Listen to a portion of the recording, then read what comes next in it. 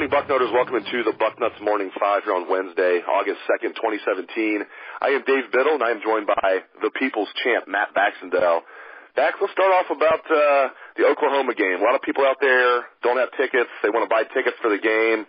Are tickets going for on the secondary market about what you expect at this point? Are they a little higher than you expect, a little lower? Just what are the fans out there that want to buy tickets for the Oklahoma game need to know?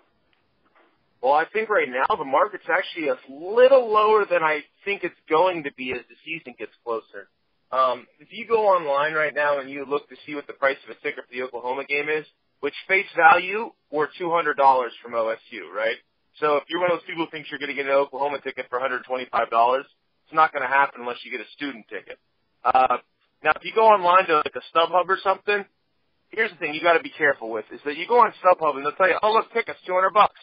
And then they'll charge you a ton of fees, and they're actually $240 a ticket, right? And those are the back of B deck limited view kind of tickets that you're going to see.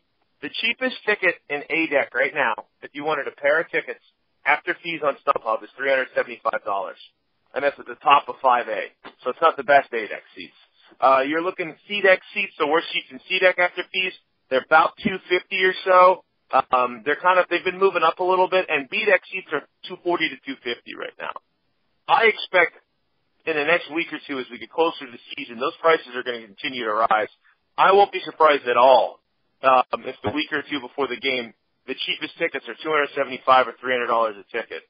So I think the smart move if you're looking to go to the game is to lock up your tickets now versus later, because there's a lot of Oklahoma people who are looking to get tickets too. There's been a lot of people who've been purchasing tickets from the state of Oklahoma to come to Columbus. Remember, they've only been here once before. So I think if you're smart, now is the time to get tickets, because I do think as we get close to the game, it's going to go up. And not to mention, the game before Oklahoma is Indiana. That's more time for the hype for that game to build from an Ohio State perspective. That's 10 days versus 6 days, right? So that's going to give people more time to buy tickets. And finally, if you're going to buy, I tell you to buy not on StubHub, but one of the local companies. They can usually get you a little bit better deal with more personal service as to what you're getting. Especially if you're trying to get the cheap B-Deck tickets, they can tell you if they're limited view or not. A company like Minuteman Tickets or a company like Main Event would be the ones I'd talk to versus going through StubHub. So there's your Oklahoma game in a nutshell. What's the most expensive ticket right now? Is it Oklahoma or is it Penn State for the home games? Oklahoma's more expensive, but not by a lot. Those are easily the two biggest ones.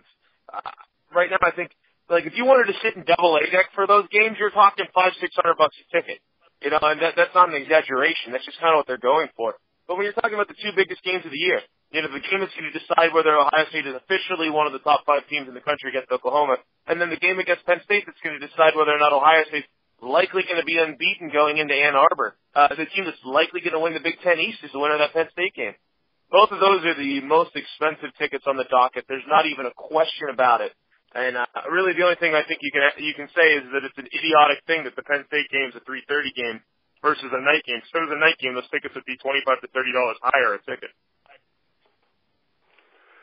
All right, switching gears, Ohio State, 3 practices now in the book. They'll have another one today, and tomorrow they'll practice again, and we will actually meet with Zach Smith and the wide receivers after practice tomorrow. That'll be around 11:30 a.m. Practice is closed tomorrow, but again, we'll get Zach Smith and the wide receivers. I know everybody wants to know about them. So let's start with that. I mean, as you look at through the first few days of camp, things you've read, things you've seen, you feeling good about the wide receivers? You still have some trepidation? Just what do you think about the Buckeye wideouts? I don't think we've seen enough to have an opinion. I mean, like, I love the idea of hearing that they're doing great, but what do we hear every year at camp?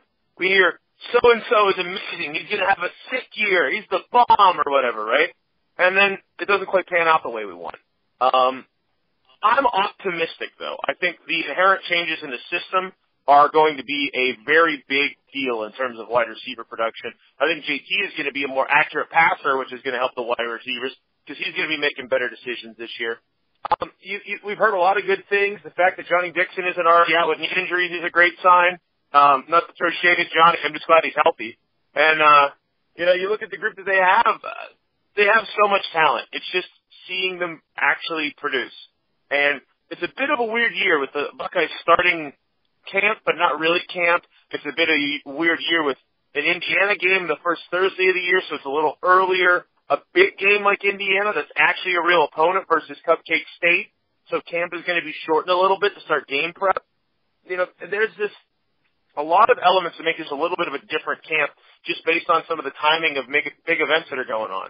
So I'm optimistic, but obviously we got to see a lot more than a couple rounds of drills and some stretching to really feel good about it. Yeah, no kidding. They scrimmage this Saturday, and it's closed. I would love to be there for that scrimmage on Saturday. That's when we're really going to get to know. When they start playing real football, then we'll know. Dave, is it an outdoor scrimmage? Because we can just fly a drone. No big deal. You do that because you work part-time. You can maybe afford to get fired easier than I could from this job since it's just your part-time gig. So, I'm not going to say you should do that, but, if you do it, Bucknuts fans will love you for it. 2 years ago, Dave, I was covering one of the practices for the Buckeyes back out at the fields up on Ackerman that's now a building. And they walked by the media and they said, all right, everybody, it's time to leave. And I kind of just slowly walked and stopped and pretended to talk to someone's parents. And next thing you know, I'm the only media member left for an extra 10 minutes before they realized I was there.